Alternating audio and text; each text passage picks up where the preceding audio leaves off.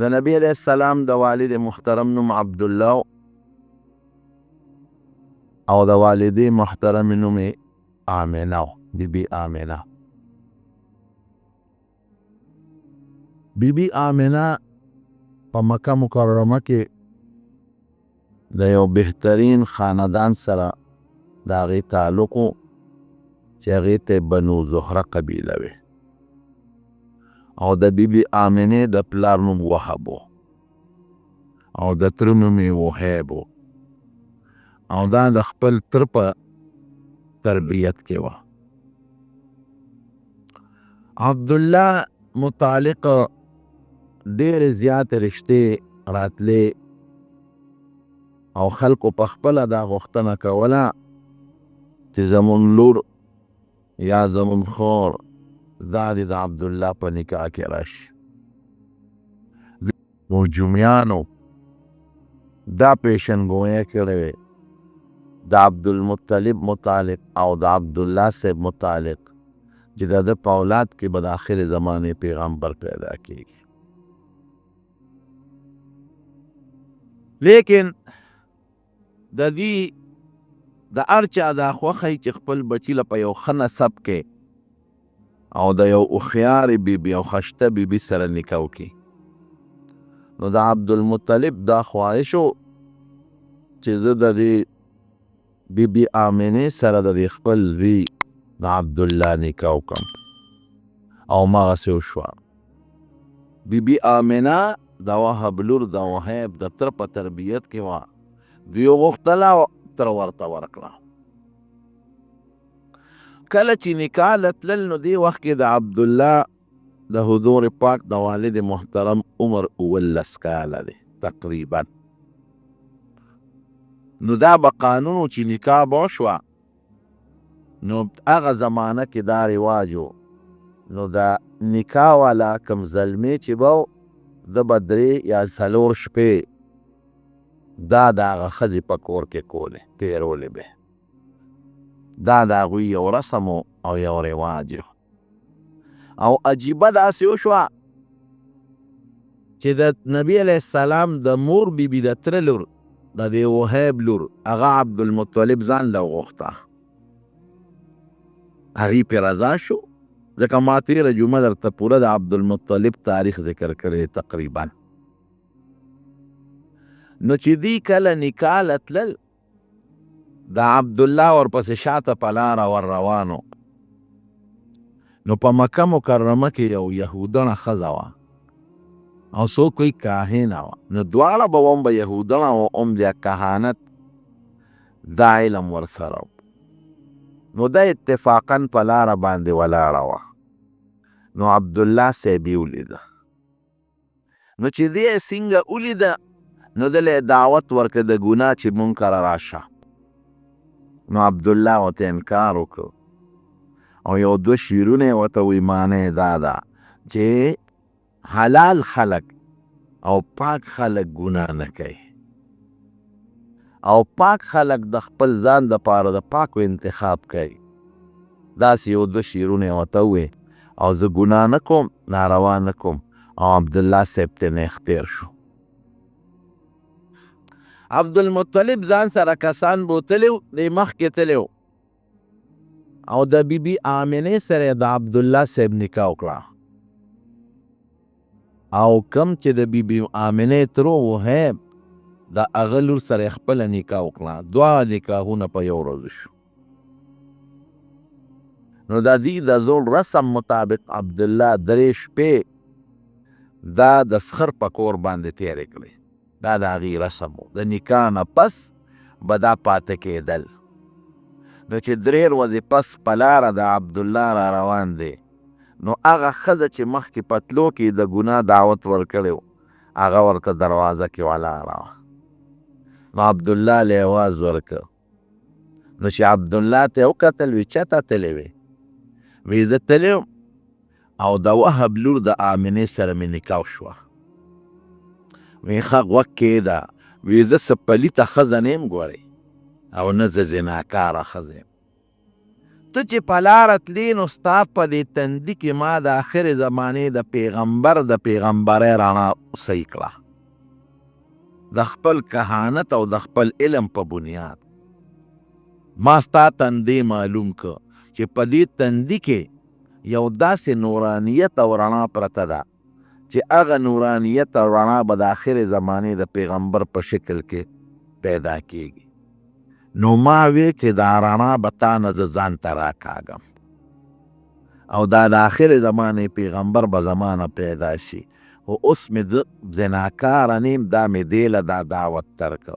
او اوس هغه رڼا ستا نه د وهب لور آمنې راښکلې د ضرورت مې درته نشته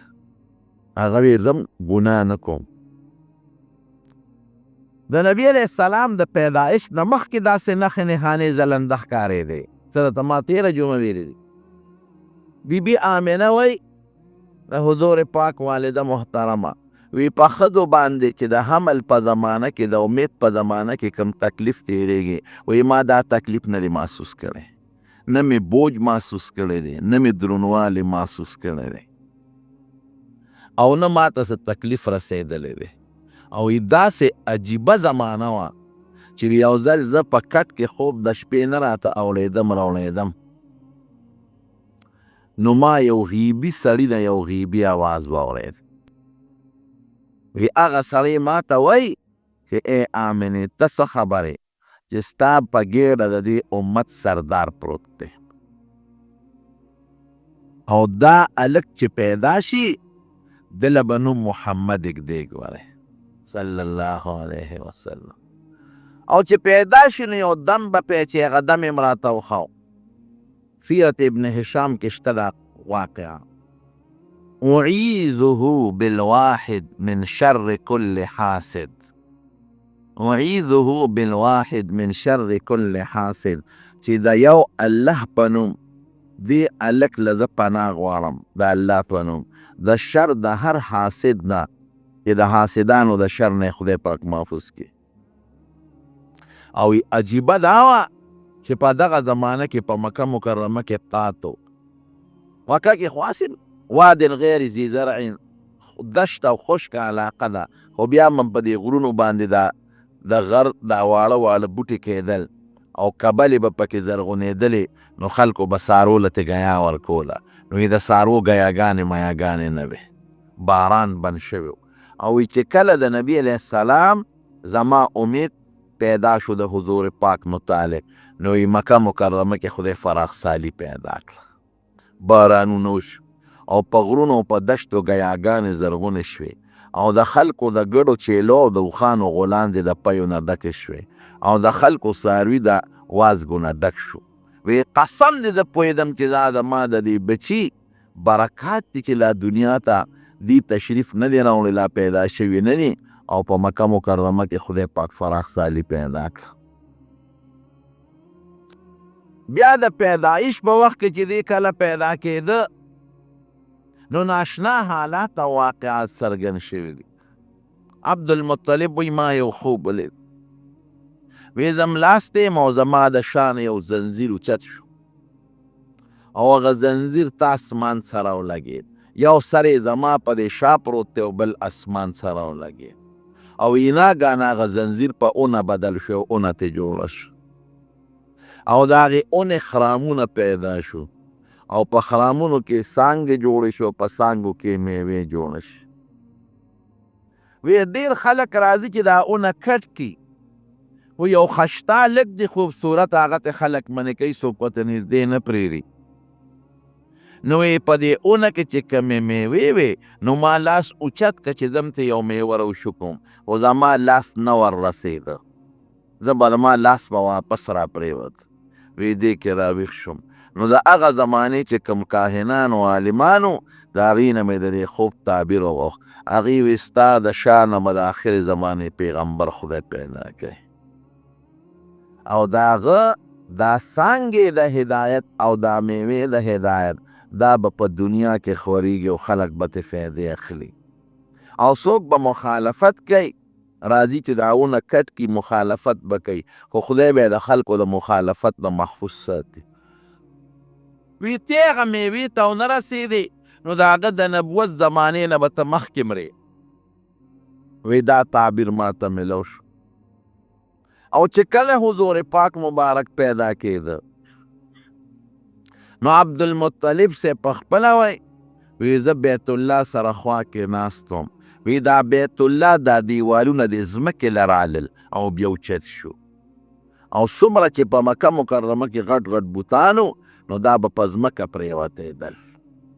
د مکې غټ کافران وی په دغه شپه زمونږ یو غټه بوتخانه او په هغې کې بوتانو او چې کوم غټ بوت و نو په ځمکه پرېوت. وی مونږ بیا نیغ کړو. وی بیا په ځمکه پرېوت. وی مونږ بیا نیغ کړو. نو بیا په ځمکه پرېوت. نو بیا هم نیغ کړو. وی مونږ کې یو کس وي چې هر څه چل دی خو په دې شپه څه ناشنا کار شوی دی.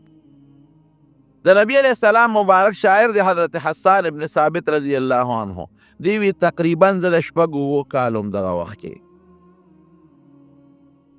د شپږو اوو کالو وی یو یهودي آواز وکړو او چغې کړی هغه یهودي چې د آخرې زمانې د پیغمبر ستاره اوچته شوې ده.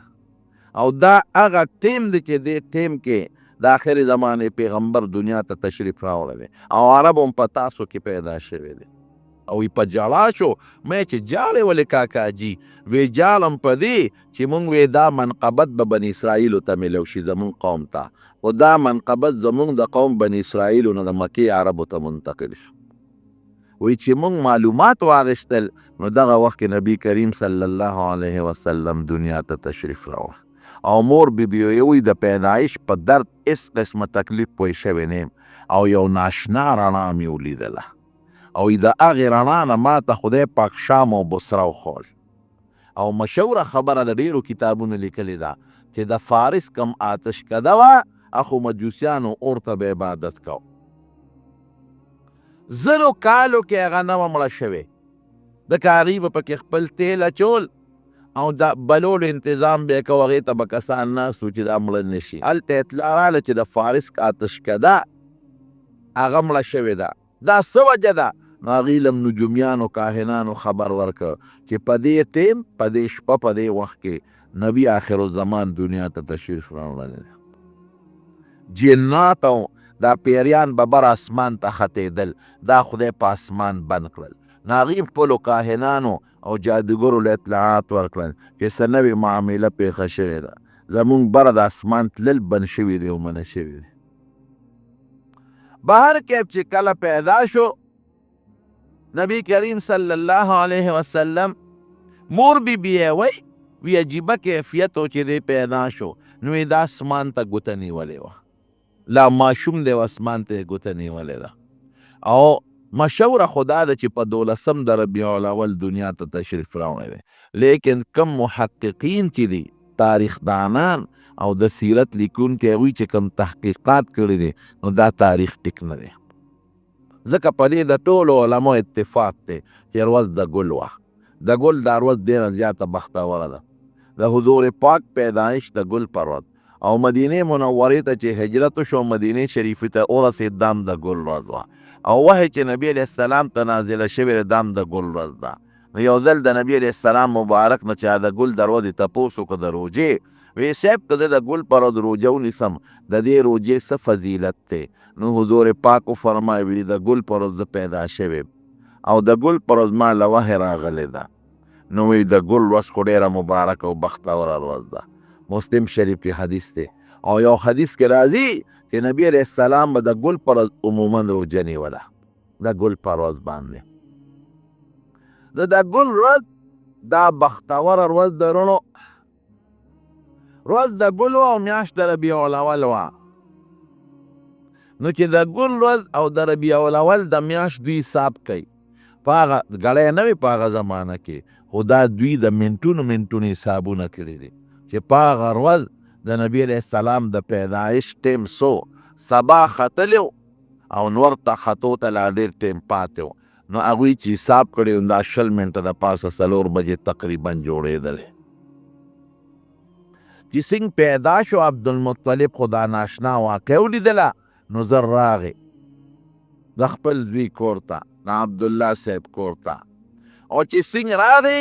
نو تپوس یې وکړه هغه ته خو د انګور پته وه وی دا ماشوم خدای پاک پیدا کړی دی. وی شا بزر یې ټوکله کې ونغاړه او مال یې راکړه. نو عبدالمطلب تې په لاس کې واغېسته او اوچت یې که ولاړ. وی زه په ده لومبې د بیت الله طواف کوم. نو د بیت الله نه یې پې طواف وکړ. والد محترم یې د پیدایش نه مخکې وفات شوی و، ځکه چې هغه په یو تجارتي سفر کې تللی و مدینې منورې ته، او په مدینه منوره کې د هغه ماماخیل خو مدینه منوره کې و. ما تېره جمعه درته ویلي و چې د هاشم ښځه د عبدالمطلب مور دا د مدینې منورې و، سلما یې نوم. نو دا دې هلته و بیمار شو، په بیمارۍ کې بیا وفات شو او په مدینه منوره کې دفنم شو. نو عبدالمطلب ته چې پته ولګېده نو هغه ویل ګره زه معلومات کوم. نو د یو ځای حارس یې نوم یې هغې ولېږه مدینې ته. وی ته بچې لاړ شو ما له معلومات والا د قافلې والا خو وایي چې عبدالله وفات شوی دی. چې لاړ او معلومات یې واخېستل، هغې ورته وی او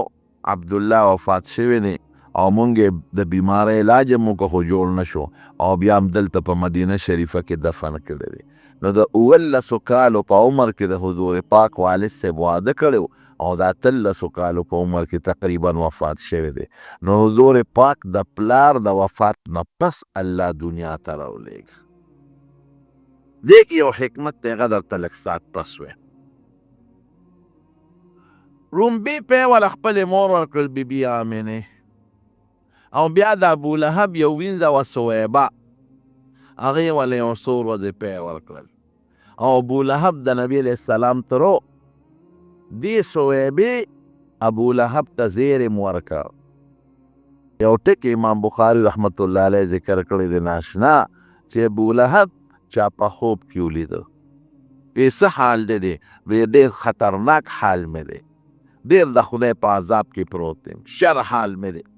ځکه د پیغمبر علیه السلام لوی دشمن لومبې دی او په نبی علیه السلام د کاڼي غزار لومبې دی ابولهب کړی دی. وی ډېر خراب حال مې دی او شر حال مې دی، خو وایي چې ما نبی علیه السلام د پیدایش په خوشحالۍ کې سویبه ازاده کړې ده چې هغې ما اطلاع راکړه. وی د هغې په سبب الله زما په دې قټه ګوته کې پیدا کوي. ولا هم ینظرون چې کافر ته به په عذاب کې تخفیف نه راځي، عذاب به ورته اسانېږي نه په جهنم کې او نه به له خدای مهلت ورکړي. نو دا ده ته د اسانتیا ولې راله چې دا پی په دوزخ کې څکي؟ نه، د هغه پیو فایده هغه ته نه میلاویږي. د جهنم خو دومره تیز تاو دی چې دا خو لا د ګوتې پوټې غوندې پی دی چې بالټۍ پکې ورواچوې، لا د بالټي نه به نه جدا شوي چې الوتې به یې. ده له فایده نه ورکوي، خو د نبي علیه السلام لوی شان ته معلومېږي او هغه له افسوس ورکوي چې نیکبخت د صرف د هغه په پیدایش دې خوشحالي کړې ده، نو ګوته کې دې پی پیدا شي. که ایمان دې پرې راوړی وي نو چې څومره د پیو چینو کې به په جنت کې پروت وي. آب و هوا ډېره مزېداره، اوس هم د طایف آب و هوا ډېره ښشته ده، ډېرې ښکلې میوې پکې کېږي او ډېرې ښشته اعلی سبزۍ پکې کېږي او یخ وطن د مزېدار اعلی مکې مکرمې نه بار یو غر دی، د هغه غر نه شاته تقریبا 100 کیلومیټر لږ بګ به طایف راځي. نو دا هغه ځای ښځې به کال کې یو ځل راتلې او په مکه کې به یې ماشومان کتل چې چا ماشوم پیدا شوي چې مونږ یې ځان سره یو څو تربیت یې وله وکړو، دیانې به وې. نو هغې کې به د هغې هم فایده وه او د مکې د خلکو هم دا یو رسم و رواج و چې خپل ماشومان به یې باندې ته لیږل، ځکه هغې به وی د شهري خلکو د شهر آب و هوا ټیک نه او د باندې آب و هوا مزیدار ای، اوبې هم ښشته ای، هوا هم مزیدار ای او د باندو ژبه عربي اصلي وي او شهر ته ښار ته خو هر قسمه خلک راځي نو ژبه یې ګډه وډه شوي.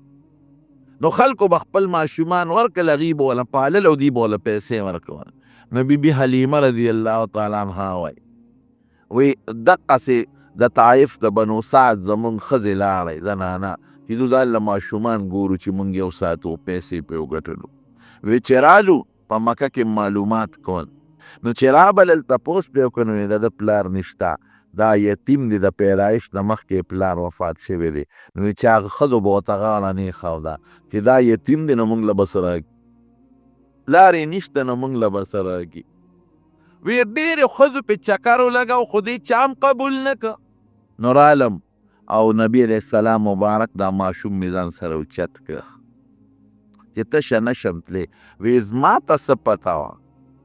چې دا خو په دنیا کې واقعي یتیم دی خو د خدای په نزد د یو لوی مقام او مرتبې خاوند دی. وی ما چې دی څنګه اوچت که او ما خپلې سینې ته واچول ګسې سینې ته ځکه د ما خپل بچی مو نو وی ده د ما ګسه سینه نه اخېستله جړلې نو ما زر دی بلې سینې ته که نو وی زما ښې سینه یې واخېسته او ګسه سینه د ما هغه بل بچي ته ژوه. او چې په لاره تلو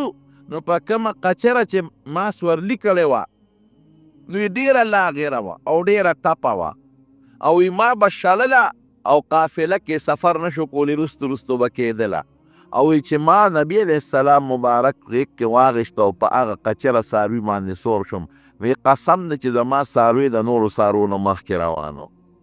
نو ما ته د قافلې خلک وی چې حلیمې دا همغه څاروي دی که دا د مکه کې بدل کو مې چې نه دا همغه څاروي دی خو ما له خدای یو برکتي ماشوم په لاس راکړی. وی قسم دی چې د ما په سینه کې دومره پی پیدا شو چې نبی علیہ السلام به مور شو د ما خپل بچی به مور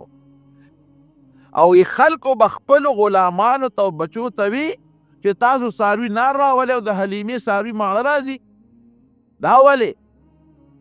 هغې سره یو ځای د هغې څاروو سره څاروي سره وی وی بیا به خلکو زما څاروو سره یو ځای څاروي سرول خو بیا به هم د خلکو څاروي نار راتلل او زما څاروي به ماړه راتلل او غلازې به یې د پیو ډکې وې. وی قسم دی ما د پیغمبر علیه السلام مبارک په بوتلو په دغه سور وځې کې دننه دننه د هغه برکتونه محسوس کړي دي او ما لیدلی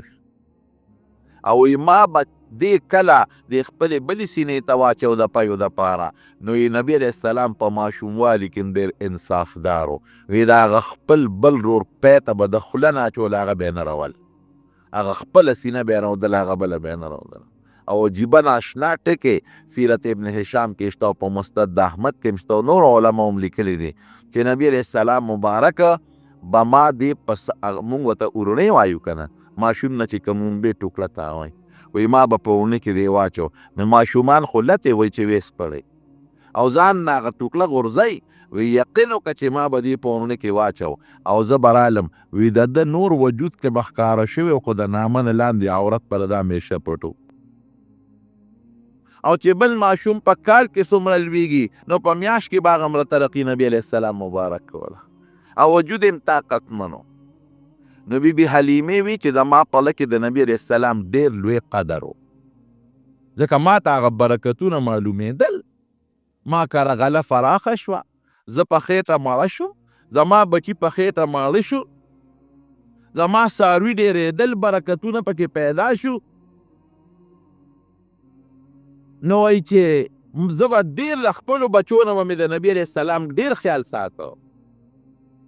نو یو ځل یې په غرمه کې زما د لور شیما نبي علیه السلام ایستی و نو زه ورپسې بار ووتم چې دا ماشوم دی په دې تاو کې ولې ایستی دی د عربو نور لږ تیزي ډېر تیزي چې دا دی ولې په دې نور کې ایستلی دی نو وایي چې نه اوس هغې زما لور شیما نبي علیه السلام رانیولی دی او راولي یې د ګوتې نه هم دومره عمر نه وه د ګوتې نه یې نیولې دی. وی ما هغه خپلې لور ته غوسه وکړه چې تا ته ما نه وي چې دا ماشوم به د نور نه ساتي تا ولې په نور کې په غرمه کې بار ایستلی دی وی ما ته وي چې راشه مورې ناشنا ټکې درته ښیم څنګه دی وی ده باندې نور نه لګي اوریاس پې د پاسئ او چې دې کم خوازي د اوریاز ورسره روان یې هغه سورې پې د پاسئ نو یې ما دې راوست خپلې مور بیبي ده چې مور ته یې حواله کوم ویله مې نو خو قانون به دا و چې 2 کاله به د ماشوم ساته زیات پرې نه ساته نو چې مې راوست نو په مکه مکرمه کې وبا وه طاعون بیماري وه نو یې ما ته مور ته مې ویلی وي چې دا ماشوم دی د ما خو نه کېږي او مکه کې وبا ده نو که دې خوښی خیر دې ما له پیسې مه راکوه اجرت مه راکوه دې به زه واپس بوځم وی مور یې راته وي چې او دلته وبا داسې نه بیماري ورته ونه لګي واپس یې بوله وی ډېر زیات پې خوشحاله شو نو بیا مې بوته نو 2 کاله را سره زیاتي عمر یې تېر که 4 کاله یې دې سره تېر کړي نو وی زه هغه میلې ته هغه جادوګر لګیا د خپل کرتبونه ښکاره کوي او زه ورته ولاړ او نبي علیه السلام ما سره خوا کې ولاړ وی دې کې د هغه جادوګر په پیغمبر علیه السلام نظر وی چې څنګه یې پې نظر شو وی د جادوګر چغې کړې چې دا ماشوم مړ کې دا ختم کې د دې ماشوم د وجې نه به زمونږ د پلار نیکه دین ختمېږي الی دې مړ کې وی ما نبی علیه السلام ځان ته رانږدې کړ او جادوګر ته مې غوسه وکړه چې د خدای دې بې خو ماسه زما بچی وجنې ته خو رانږدې شه څوک خو زما زوی ته رانږدې شي خو ماشوم له خو د چا لاس نه ورده یاره وی زه پوه شوم برکتونه خو مې لیدل او اتفاق دا وی چې په قافله کې کله زه روان وم وی نبي علیه السلام ما سره دی هغه زما پی ورکول دا مخې ښکاره شي نو هغه ورته وکتل وی ما ته وی چې د دې ماشوم څه نوم دی وی ما ورته وی چې د ده نوم محمد دی صلی الله علیه وسلم د ده د پلار څه نوم دی وی ما ورته د خپل خاوند نوم واغېسته چې پلار یې دا دی ولاړ دی او دې نوم دی او د مور نوم یې آمنه دی دا اوس ما لاله وجمې خو ته وایې چې دی پلار دی جمدی دی نوم دی حارث ولوخم او ته وایې زه مور یم او نوم ستا حلیمه دی نو دا په شک کې دی واچولم وی ما ورته وایي چې ولې دی وجه وی د دې ماشوم شکل د آخر زمانې د پیغمبر په شانتې دی د ده د تندین د آخر زمانې د نبوت رڼا روزي خو د هغه په صفتونو کې دا لیکلي چې پلار به د پیدایش نه مخکې وفات شوي او د پلار نوم به عبدالله او د مور نوم به آمنه نو زه دې په دې وخت کې په شک کې واچولم وی ما چې شکر دی چې خپل نوم مې ورته ښوولی او دا خپل پلار مې ورته ښوولی دا خپل خاوند مې ورته ښوولی وی بس په ما هیبت راغی ما چې دا خو لانجه پېښه شو د جومیان او کاهنان او یهودیان خو د متعلق اطلاعات او خبرې ورکوي او مسله پېښه شو ما چې ولې وی چې هلته موږ لوبې کولې او یو څو کسان رالل او چړې یې راوویستې او په سینه کې یې ولې وټومبلې وی بس ما چغې جوړې کړې خاوند ته مې وی سړیاله راشه وی منډې م کړه چې راشه موږ ته ځای وښایه وی ماشومان را سره وی هغه ځای له یې بوتلو وی چې هلته څنګه ورسېدو کتل وی نبي علیه السلام دقسې یک تنها ولاړ دی او شین ګوشین هېڅوک نشته نه پې د وینې اثر شته او نه څه د چلې چاپو داغ شته زر مې وکتل او یو چت مې که سینې پورې مې ونیوه او کور ته مې راوسته ویرېدم وی ما ته مې خاوند وی چې دا به چېته پیریان میریانه په دا چې خدای پاک د چا په لاس کې دا کار کړي نو دا وین خدای پاک به دا انشاءالله دا کار اخلي بهر کیف شین ګوشین ولاړو کور ته مې راوسته چې مې کور ته راوسته او کله نبي علیه السلام یو پوټی قلار شو نو ما ترې تپوس وکړ بچې څه چلو وی راته وی چې مورې هغې بیبي حلیمې ته به یې مور وی مور یې او دوه سړي رالل وی هغه یو بل نه تپوس کړي چې دا هلک دی هغه ورته وی هم دا هلک دی وی زه یې ونیولم او چلې چاقینچانې چاکوان ورسره و هغې یې راوویستل او ما ته وی چې بچې مه یېرېږه تا نه به خدای د دې امت مشر او سردار جوړوي تسلي راکړه او دې ځای کې د دې سینې د دې قوتې نه تر د دې نامه پورې د دې خېټې پورې دا ځای رالو شلو او زه په ډول نیم پېښ او بیا زما د دې وجود د نبي علیه السلام وروسته دا قصه بیا کړې ده دا یې وروستو قصه کوي او که ماشوم دې پوهېږي نه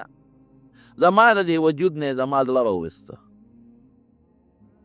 او ځان سره د زمزم اوبه راوړې وې حضور پاک به وروسته وی چې دا زما ماشوموالي کې کوم شک قصه در شوي و سینه شلېدلې شوې وه وی چلی چاکوان او سامان ټول د جنت و او اوبه زمزم وې نو زما زړه یې پرې ووینځه او د زړه سره داسې پوټېری غوندې غوښه وه وی هغه یې تیف شو کوله اخ به غورځوله وی هغه یو دی بل ته وایي چې دا د انسان دوه سره د شیطان د ناستې جالی چې دا ترې ختمه کړو بیبي حلیمه وی پرې ویرېدم وی ما وی چېره باس او په دې لږ دا څه مسله ده چې ته پیریان دي او که څه شی دی هسې نه واقعي دی لږ ته څوک نقصان ونه رسوي نو 4 کاله چې پوره شو نو مور لی راوست. نو مور ته مې ولوي ټوله قصه وکړه. نو مور یې وخندل وی نه یریږه مه، ما د دې ماشوم ډیر عجیبه حالات لیدلی دي. زما دا د پیریانو خبره نه ده، زما د دې بچي به ډېر لوی شاني انشاءالله العزیز. هغه بیبي حلیمه بیا څه شوه؟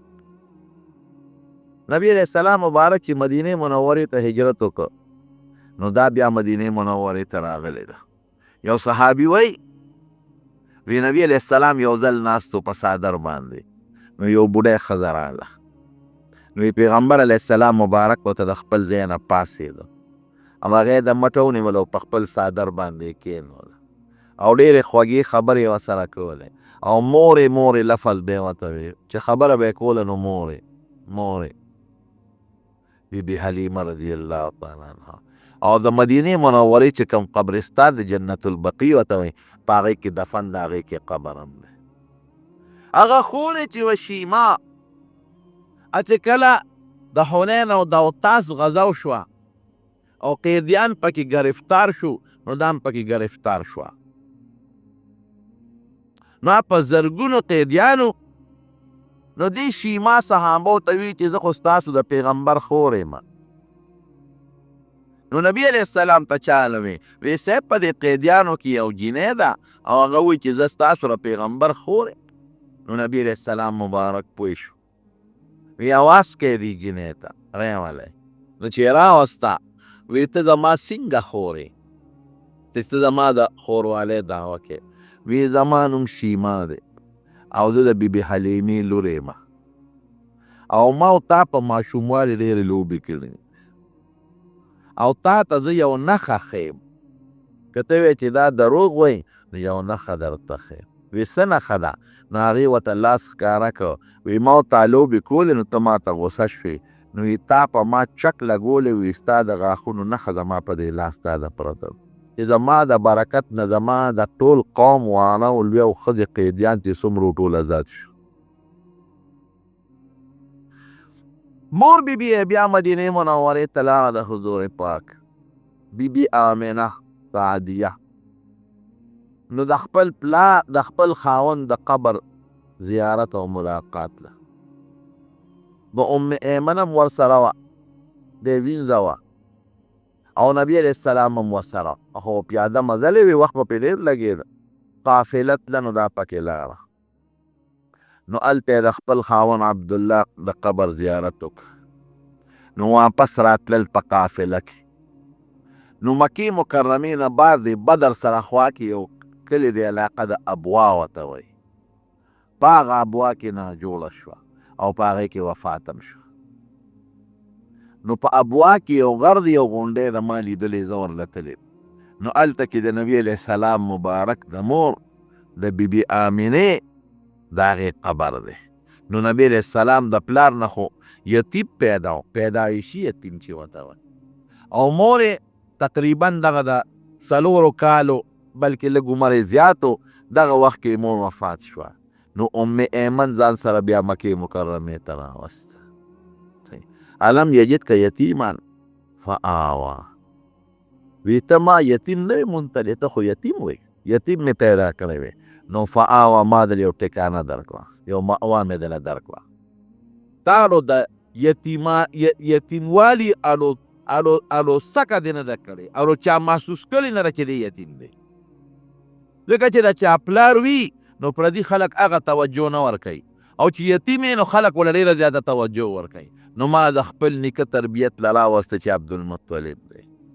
هغه دې تربیت وکړو. نو د عبدالمطلب د وفات نه پس د تر تربیت وکړه ابو طالب او دواړو د له داسې تربیت وکړه چې داسې تربیت به څوک د خپل بچي مونه کړي.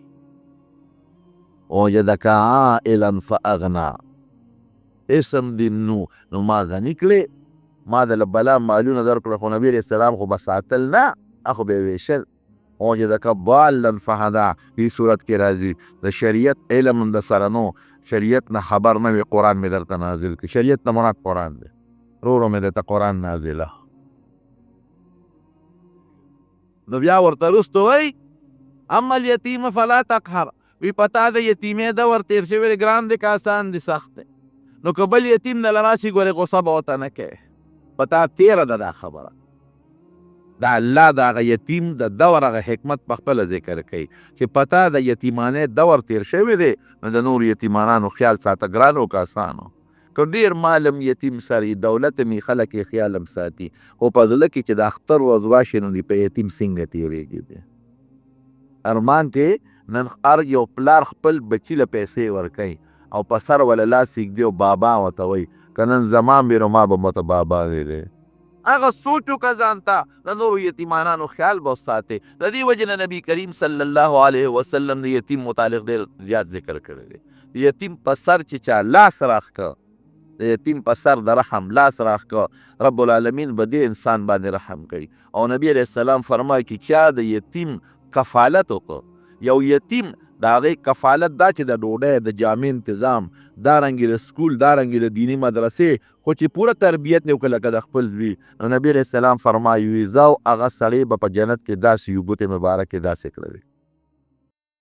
د یتیم کفیل چې د هغه تربیت کوي هغه انا وکافل الیتیم وی هکذا په جنت کې به دقسې یو دا ګوتې مبارکې داسې کړي لږ غوندې فاصله پکې وساته نه لکه د پیغمبر مرتبه خو اوچته او د یتیم مال به نه خوري قرآن شریف کې راځي الذین یاکلون اموال الیتامی ظلما انما یاکلون فی بطونهم نارا وسیصلون سعیرا یتیم مال به په ظلم نه خوري او که د یتیم مال دې په ظلم باندې وخوړه نو خېټې ته د جهنم اور ور واچو اور د دې وجې نه چې کوم سړی مړ شي او یتیمانان به چېرې پاتې شي نو موږ ورته وایو دا اسخاتونه وله مه تقسیموئ نه تقسیموئ اسخاتونه هغه یتیمانان دې خو هسې مړ شو لال ختم شو دا مال خو د ده نه دا خو د هغه یتیمانانو بچی دی د هغه یتیمانانو مال مه بربادوئ دا د هغې مال دی دې پسې خیراتونه هم مه کوئ هغه یتیمانان دي هغه نه پوهېږي نو پسې خیرات کوه او ما پسې زه به ځان پسې په ژوند کوو که نه که یو بالغ وي پکې وي نو بالغ د خپل طرف نه پسې خیراتونه کولی شي خو د یتیمانانو مال به نه خیرات دی دا د هغې حق دی ظلم به ورسره نه کوي بلکې دنیا ته الله وښایي چې هغه انسان چې پلار پیدایش نه مخکې وفات او مور په ماشوموالي کې وفات ته چې زه غواړم د هغه نه داسې شخصیت جوړولی شم چې تر قیامته پورې د اربونو خلکو مقتدا او رهنما به نه زه کولی شم خدای پاک یې خلکو ته ښایي نور حکمتونه هم پکې سیرت ابن هشام کې شته چې سترګې خوږ وې نو عبدالمطلب صاحب وایي په عربو کې یو دمګر او کاهن وي هغه له مې بوتو چې زما د یتیم بچی دی او سترګې یې خوږ دي دغه یې دم واچوه او عجیبه وي دا وه چې هغه کاهن ته مې ور ډباو نو نه راوته ور مې ډباو او د نبي هم دا سترګې کلکې خوږ وي نو نه راوته وی دوی کې زلزله شوه وی چې یو جوک وشو وی هغه کاهن په یو منډه دروازه کولو پر بار راووته وی ما ورته وی ما ته خو د خپل نصیب برکت معلوم و وی ما ورته وی چې زلزله ده مې چې زلزله به یا وي یا ني خو زما له دې بچي شان ما ته معلوم دی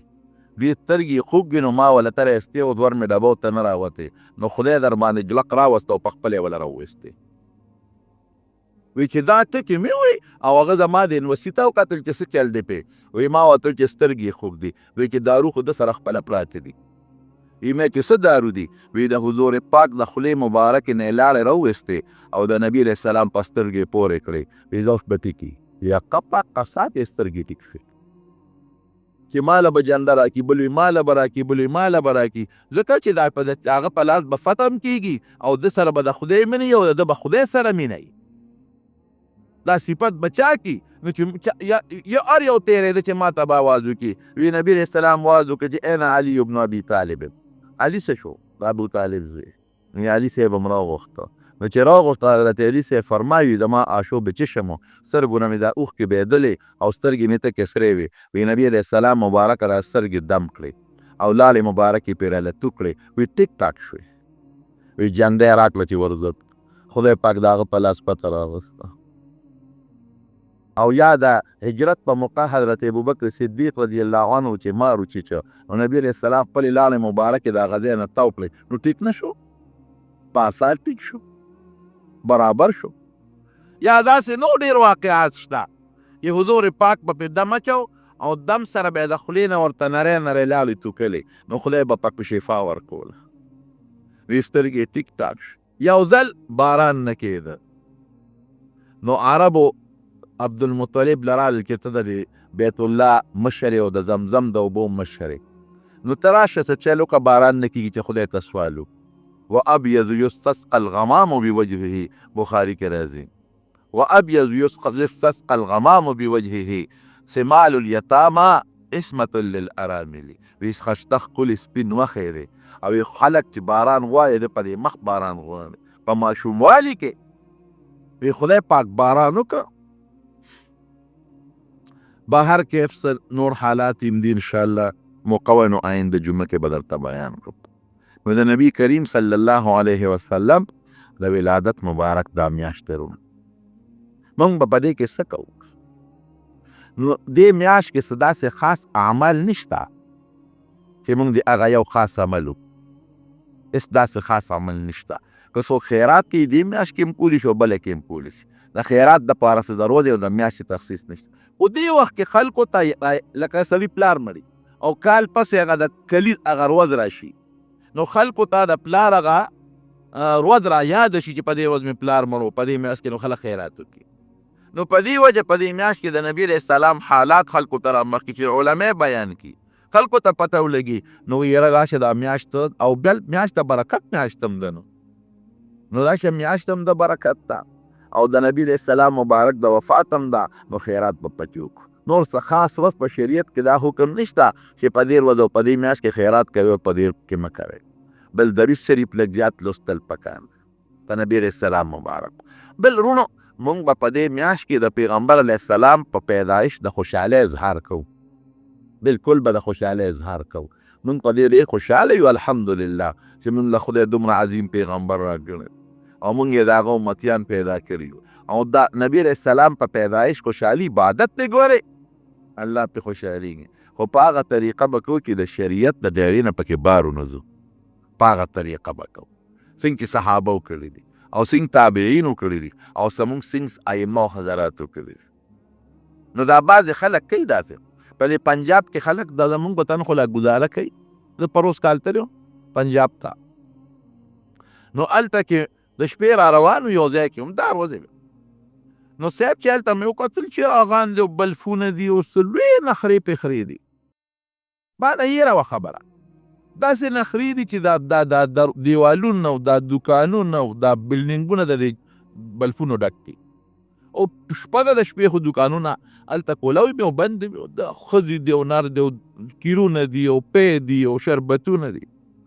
ما هغه ډرایور نه تپوس وکړو چا چې په لاره بوتلم مې دا څه شی دی؟ وی آپ کو پتہ نہیں؟ میں بولے عید میلاد النبی ہے دا خو عید میلاد النبی دی کنه میں من نه کوي کم بختیانو روژه نه نیسي او دا چراغان کوي او پنجابي ته جاوی نه کوي دا غالي دا وی دا مونږ لري نه کې او چې روژه ماتې به شو روژه به نه مونږ به نه کوو چې روژه ماتې به شو نو خپې به مخکې پیکوړو ته راته وکړی وي هلکه وي ظالمه وي روژه هم نه نیسي او مونځ هم نه کوې او پیکولو کبابو ته د مخکې نه خپې ته وکړي دي وي څه کافر ده ته ښکارم روژه به هم نه ماتوم د هغې نه مونځ کوي نه روژې نیسي خو یو څیز دی دا نه کوي او بس دغه کیرونه میرونه په شپه کې پاخه کړي او بې ستري او بې پردګي پکې وکړي خلینه او په دې به هم خدای بخي. یاد وساتئ زما رونو بخښنه او خدای ته نزدېکت دا د نبي علیه السلام د سنتو په تابعدارۍ کې ده. حضور پاک دی له دنیا ته تشریف نه دی راوړی چې خلکو ته وایي زما په پیدایش خوشحالي وکړي او مونځ کوي او روژې نیسئ او د سنتو تابعداري مه کوئ. الله یطیع الله و اطیعوا الرسول د خدای د رسول تابعداري به کوئ. نو زمونږ جنت په دې کې دی د الله خوشحالي په دې کې ده چې ته د پیغمبر علیه السلام مبارک سیرت وورو هغسې لکم فی رسول الله اسوة حسنة ستا دپاره نیکه نمونه چې د هغه په شان نمونه ځان له جوړه کړې پرې مخه پرې هم خوشحالېږه داسې هغه ځان له د زړه په زور خوشحالي راوستل دي. اصل جنت او اصل د خدای پاک ته د نزدېکت او جنت حاصلول د نبي علیه السلام په کردار خپلولو ده. د نبي علیه السلام مبارک په سنتو عمل کې ده او چې نبي علیه السلام د کوم څیز نه منع کړي چې د هغې نه موږ ځان وساتو. نو دا ما سیرت په دې بنیاد روان کړه چې یو خو ته پته ولګي چې نبی علیه السلام څوک و. موږ شیخ صاحب یو ځل خبره کوله، هغه وی یو ځل د لاهور کې چې ته دا د مخکې د معنی د غالبا چې د 1934-35 خبرې به غالبا هغه زمانه کې چې تا پرچا وه د جرنالیزم په هغې کې یو سوال راغلی و. د هغې کې دا سوال راغلی چې د نبي علیه السلام متعلق په هغې یو نوټ ولیکې د هغه په سیرت باندې. نو بیا هغه پرچا چې داسې جوابات خلکو لیکلي چې هغه بیا په اخباراتو پې کالم یې لیکلی وي. نو چا پکې لیکلي چې دا په کشمیر کې پیدا شوی دی، چا لیکلي چې په مکه مکرمه کې یو مالداره کورنۍ کې پیدا شوی دی، چا لیکلي چې مکه مکرمه کې یو سیټ کره پیدا شو، لسم تعلیم یې په مکه کې حاصل کړ او اعلی تعلیم دپاره اکسفورډ یونیورسټۍ ته تللی دی. زه به همدا د پیغمبر زاړه یادوم ته پې چوکتومی دی پیش. بیا ما ته ویل یاره وارې ورته پوسټ نه کوم چې دا نبي علیه السلام د اکبر باچا زمانه کې تیر شوی دی، دا پته چاته نه لګي چې ته اکبر باچا او چې ته پیغمبر علیه السلام. نو رو د خپل پیغمبر تاریخ نه ځان خبر کړئ. هغه قوم بهترین قوم دی چې کم قوم خپل مشر هیر نه تو او بیا د پیغمبر علیه السلام مبارک غوندې مشر خپل مشر او خپل زوړ تاریخ چې چا هیر کو، دا لاندې قوم دی، دا پریوتې قوم دی. زمونږ خفه کېږي مخ خو نصاب تعلیم ډېر ګنده روان دی. زمونږ په نصاب تعلیم کې د نبي علیه السلام شان له هغه حیثیت نه دی ورکړی شوی کوم چې پکار دی. دا د اغیارو سوچ او فکر دی. ګنې زمونږ د اردو او د تاریخ په دې کتابونو کې اردو زده کې یا انګریزي زده کې، نو دا خو یو فرضي قصه چې د مضمون نګار لیکي د اردو په کتابونو کې، نو دا اردو خو د پیغمبر علیه السلام مبارک په سیرت کې هم زده کیدی شي که نه. د حضور پاک سیرت داسې لغات پکې راوه چې ماشوم پې پوه شي که نه، هغه لغات پکې زده کي. یا په د بل تاریخ ټیک د جغرافیې ته ضرورت دی چې د خپل ملک د حالاتو را خبر شي، لیکن تاریخ کې زه څه کوم په مغلیه دور او په بل دور او په بل مال یې څه فایده ده؟ په هغې کې د صحابه کرامو دور دی ولې زده نه کړم او په هغې کې د پیغمبر علیه السلام زمانه دی ولې زده نه کړم؟ نو دا موږ دا مضمونونو ته دوی توجه نه ده ورکړې چې زموږ د مسلمان قوم د خپل پیغمبر د تاریخ او د سیرت نه غافل او ناخبره پاتې شي. الله دې موږ د نبی علیه السلام په نقش قدم تل نصیب وګرځولي. رب العالمین دې موږ د پیغمبر علیه السلام مبارک تابعدار جوړ کړي او د هغې اسوه حسنه دې خدای زموږ نصیب وګرځولي او د هغې سره دې خدای په جنت کې ملګرتیا نصیبه کړي او د هغې د مبارک لاس د حوض کوثر اوبه دې الله زموږ نصیب وګرځولي. خدای دې د شیطان د نقش قدم نه وساتي، الله دې د فتنو مصیبتونو آفتونو په امن کې وساتي.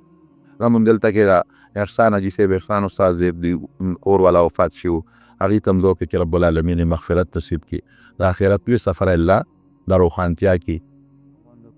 او الله دې زمونږ چې کوم مریضان دي په کورونو کې په هسپتالونو کې الله یې ټول له شفا ورکړي. الله ته زمونږ نه راضي شي. خدای ځنقدن وخت کې په خولې دا کلمه نصیب کړي چې لا اله الا الله محمد تونت پاتې شي. نور خطو نه پس بالکل د امام محمد صاحب قول د مفتابهي د نور خطو نه پس چې دا سنت دی وکړي. یو زنانه خاوند مړ شي هغه پریس کې وي، نو هغه زنانه په پرده کې د زوی په جنګ باندې به نه دي، دا به عدت په خپل کور کې تیری، د خوشحالۍ جامې داسې او داسې د خوشحالۍ داسې خوشبویۍ پورې کول او لفتکې مستکې پورې کول دا ګناه ده ټوله. د کور کې مشکلات دي، الله دې مشکلات په خیر بدل کړي. هغه کوي ویتر القضا شته دی. مؤمن چې ګناه کوي نو د هغه نه ایمان اوچتېږي، دی مؤمن دی، دی وخت کې دی مؤمن دی خو کامل مؤمن نه دی، د ایمان هغه کمال ته پورته شو یا د ایمان چې کومه رڼا ده هغه رڼا د ایمان ته نه پورته شوه، دا تعویل پکې کوي. او یو عالم وایي چې یک ښځه خوشحالول واجب دي، نو سنتو پرېښودو دپاره واجب نو ګیره نشم ساتلی. خبره داسې ده چې تا د ګیرې په مسله کې خو ته د کماندر صاحب خوشحاله ساتې، کماندر صاحب خو د ګیرې مسله کې خوشحاله ساتې، خو د دنیا مسله کې دن کې ته خوشحاله ساتلی ده او که یوازې په ګیره کې خوشحاله ساتلی ده. نبي علیه السلام فرمایي حدیث کې راځي لا طاعة لمخلوق فی معصیة الخالق. دې سره به ستا ډېرې خبرې حل شي، یو خوا د الله تعالی او بل خوا د مخلوق، دو خبرې راغلې. نو د الله د تابعدارۍ په مسله کې به د مخلوق تابعداري نه کوي، الله مخکې دی، مخلوق وروسته دی. نو د ښځې حقوق پوره کوه، لیکن دې خوا د الله حق د ښځې د حق نه بیا مخکې دی. د ښځې به په دې کې څه قسمه تابعداري نه کوي او کمانډر صاحب پرېکړه که نه ایثار اکثر ادیمه او مونږ رانه قضا کېږي، دا په عذر کې راځي که نه د هېڅ عذر کې نه راځي. ډېره اوږده شپه ده، ښه وختي پاسه چې 3 ګنټې خوب وکړم د صحت دپاره دا کافي دی.